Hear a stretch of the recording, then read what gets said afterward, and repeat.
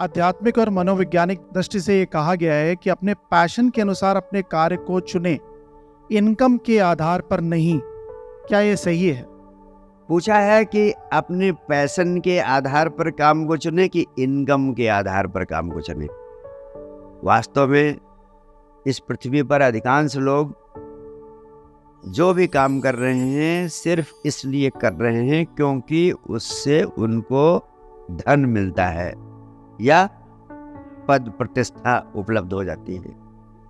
जिस काम से धन मिल जाए, पद प्रतिष्ठा मिल जाए, उस काम में लगे रहते हैं, भले ही उनका पैशन कुछ और। इस दुनिया में जितनी अतृप्ति है, जितना तनाव है, जितने दुख है, उन सबसे प्रधान कारण यही है कि व्यक्ति अपने पैशन के अनुरूप कार्य नहीं कर रहा है। पैशन का अर्थ होता है आपकी आंतरिक वृत्ति।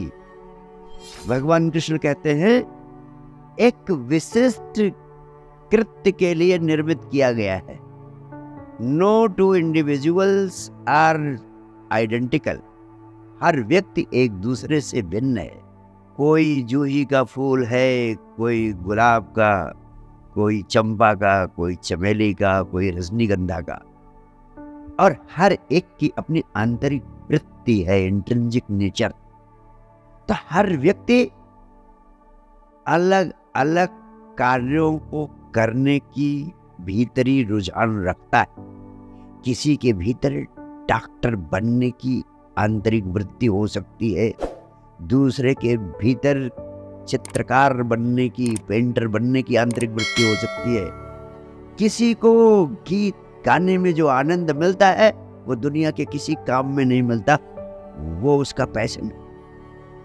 किसी को मोबाइल की इंजीनियरिंग करने में, घड़ी की इंजीनियरिंग करने में, टीवी की इंजीनियरिंग करने में जो मजा आता है वो किसी गीत में नहीं, किसी पेंटिंग में नहीं, किसी अन्य कार्य में नहीं आता।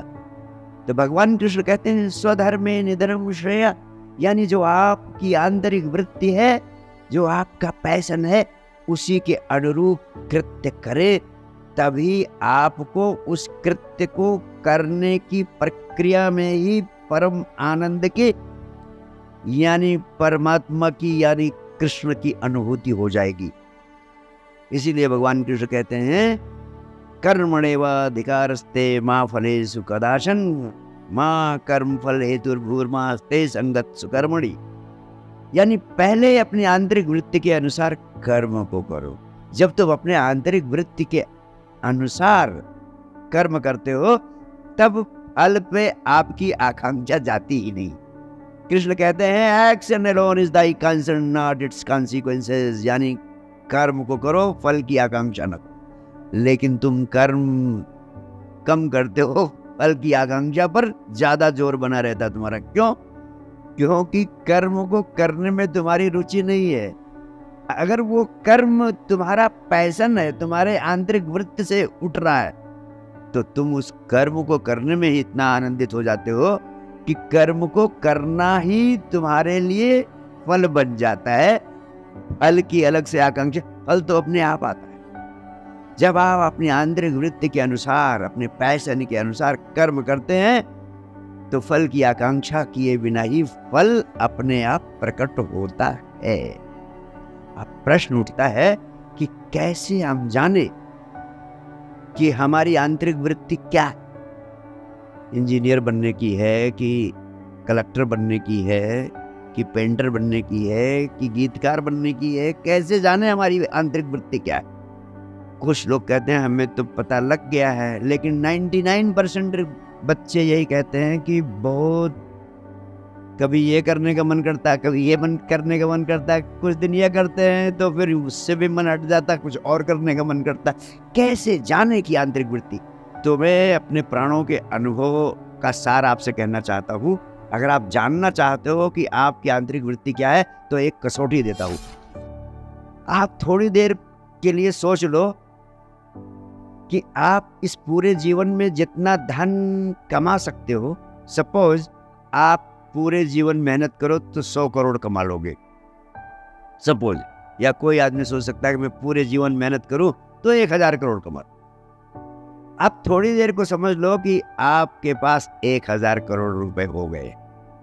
अभी सोच लो कि 1000 करोड़ रुपए आपके पास हो गए, और जैसा आप मकान चाहते हैं वैसा मकान, वैसी जैसी गाड़ी चाहते हैं वैसी गाड़ी, और जिस तरह की सुविधाएं चाहते हैं सब आपको उपलब्ध होगी, और 1000 करोड़ का बैंक बैलेंस भी आपके पास हो गया। अब आपको कुछ काम करने की जरूरत नहीं है, ये भी निश्चित हो गया है।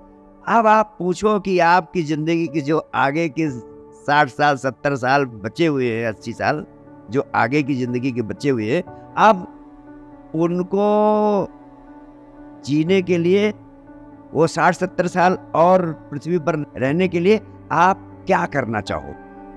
जब आप सोचोगे कि अब तो पैसे की कोई ज़रूरत नहीं है, पैसा कमाना नहीं, आप क्या करना चाहिए? मुझे जो करने का आपको भीतर से आए वही आपका पैसा, वही पैसा, क्योंकि अब किसी अन्य मोटिव से आप नहीं सोचेंगे।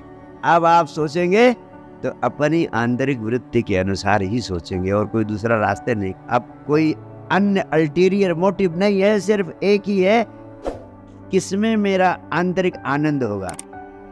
आपका आंतरिक आनंद जिस कृत्य में हो जाए, फिर उस कृत्य को ही आप करना शुरू कर दीजिए।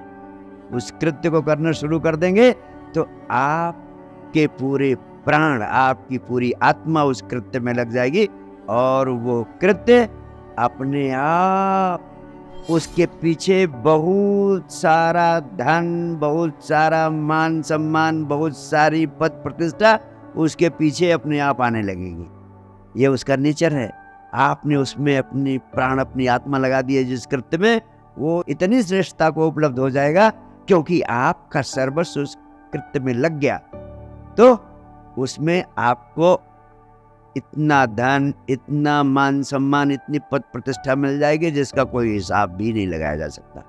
तो अपने पैशन के अनुरूप, अपने आंतरिक वृत्ति के अनुरूप अपने जीवन के कर्म को निर्धारित करें, और उसमें अपने पूरे प्राण, अपनी पूरी आत्मा उड़ेल दे। आपको जितना धन, पद, प्रतिष्ठा मिल सकती है, उतना कभी किसी अन्य कार्य को करने में नहीं उपलब्ध हो सकती है। तो आप अपना पैशन चयन करें और उसके अनुरूप कर्म में लगें। ये आपसे मेरा हार्दिक आग्रह है, निवेदन है। Thank you.